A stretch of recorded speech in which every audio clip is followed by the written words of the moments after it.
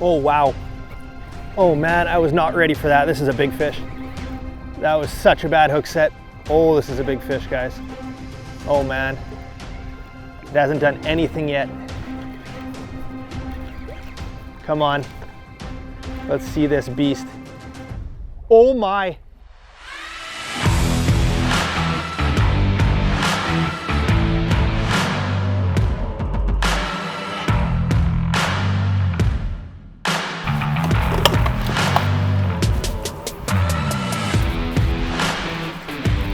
Pike on.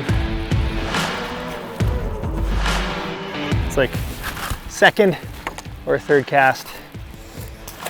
We're back in the Alumacraft. We're fishing for fall pike. If you remember, if you follow along on my videos, I did a video very early in the season using this same bait. It's called the Firetail by Headbanger Lures. You've seen me do a lot of stuff with their baits, and we're back. Same bait, same target species, the Northern Pike. We are now a couple hours north Kenora, kind of in the middle of nowhere. This is a yearly camping trip Sam's family does, and they normally time it around lake trout spawn just before season closes. I had a moment to sneak out with the cameras, and here you are. We're looking for a big gator. Sam's uncle used to guide up here, and apparently there's some big pike in this lake. So done some lake trout fishing, did some grouse hunting, but now we're looking for a big old Northern Pike. This weather's just absolutely phenomenal. And we're on. Ooh, lost him. There's a lot of pike kicking around. Normally, like late season, the pike will kind of move out of the weeds and into the rocks, but I think they're still using the weeds with how warm it's been. The water's still like 57 degrees, I think, so it's not too cold to fish weeds. Just gotta make sure they're not like completely dead. I mean, pike will use dead weeds, but the greener the weeds, the better. And I've noticed on this lake, there's weeds like pretty main lake. So anyways, we're gonna hop around, enjoy the beautiful weather, maybe catch a gator. That's more what we're looking for, the green stuff. The green stuff is alive. It's holding the ecosystem. It's holding the bait fish, which is holding the perch, which is holding the big, angry Northern Pike. This is when you can catch some of the fattest pike of the year. When I guided up north, it was always the last couple weeks of the year, you would just catch some of the biggest fish. In the spring, you can catch a lot of fish, but as it gets later in the year, you catch less and less and less, but the average size just got bigger, fish got fatter. It's one of my favorite times to fish for pike. Obviously, you're not sight fishing them as often.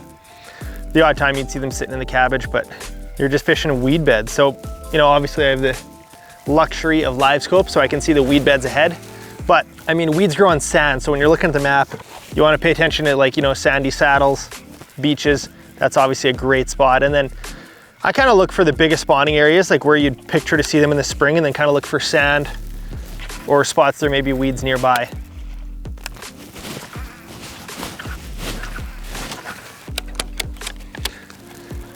One more cast and we're gonna keep on moving.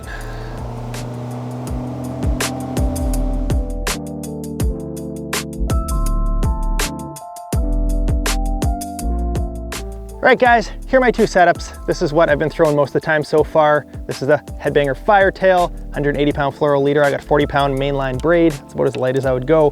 8-foot swim bait rod, moderate action. This is an 8-foot musky rod with a bucktail on here.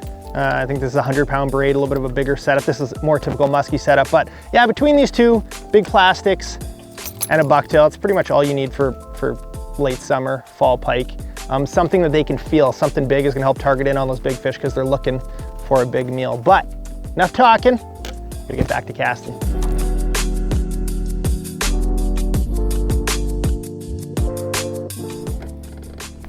Oh, it just got hammered. Not tiny, not tiny. Not big, but not tiny. Oh, look at this. Oh my goodness. Oh, this fish just wants it. That was one of the most aggressive pike I've ever seen. That was insane. Wish I had the head cam on. That fish was fired up. That was one of the nicer ones I've seen. We'll catch that fish yet. Oh, that might have been him. I just lost one. Didn't sting him too hard. Oh, that's a nice fish. Nice. Nothing wrong with that. I think she used all of her energy in that jump. Nice pike. Guys, fish care is so important. Keep that fish in the net while you unhook them. You're mad, aren't you? I know. Okay, we got the hook out. This fish has some weird markings on it. There we go. Beautiful. Northern Ontario, Northern Pike. She's gone. I've shown this before, but this kind of harness breaks off. And I added a weight on the front. Headbanger is known for having that erratic action with their different cup lips, but I put a little 1 ounce pyramid weight just to fish it a little bit faster. If I was fishing it, shallower and slower and wanted a little more action, I would definitely be using that lip. But for just covering a bunch of ground, because I think these fish here are gonna be pretty hungry and pretty dumb, putting a weight on front is a great way to get it down. Pushing these hooks back in. I like to hook both of them into the body so they don't foul. And there you have pike candy. Oh, that one just rocked it. And after a bite, I always like to finish that cast. Otherwise you bring it in to look at your bait and that pike is falling right to the boat, and you probably would have eaten it if you would have kept it at a slower pace. Another follow. Oh, got him. Didn't get him, sorry, didn't get him. We got nice green weeds in like 12 feet of water here. So I'm gonna try to stay right on the edge, and I think we're gonna get a big girl. Some beautiful weeds in deep water. Deeper weeds are obviously better in the fall time because the fish are just generally sliding out a bit. Yeah, we got nice green weeds in like 10, 11 feet of water. That's what we call cash money, homie.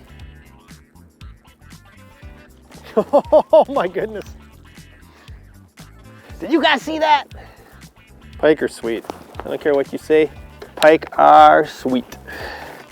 We're fishing a saddle. So this is an island, it's mainland behind, and there's a shallow sand saddle, which is just a very typical place to have weeds and to have fish. Do the weeds or the fish come first? That's the question. The spot is unreal. So much weeds so far out here. It's all 10 feet of water, just thick weeds. This is a little more main lake, which I like too. Oh, wow. Oh man, I was not ready for that. This is a big fish. That was such a bad hook set. Oh, this is a big fish, guys. Oh man. It hasn't done anything yet. Come on. Let's see this beast. Oh my. Oh, that's big. Oh, that's big. I was not expecting this. I was just going out for a little afternoon session. We got us a big gator. I can't even see the bait. This fish just absolutely inhaled it. That's a big pike, guys. Oh, she's thick. Wow, that's a big gator. She hasn't done anything yet. Is she gonna do anything? I don't wanna net her if she's green. I feel like she's gonna do something right by the boat. Man, she's thick. Okay, we're just gonna net her. Oh, she barely fit. Wow, that's a big pike, guys. This is a big fall pike. Wow. All right, guys, we got the hook out. We're gonna throw it on the bump board real quick. I'll give you a look. Guys, that is a big pike right there. Unreal. Okay, I'm gonna throw it on the board. We're gonna get this baby back.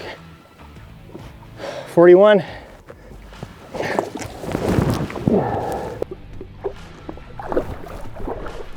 There she goes. Boom.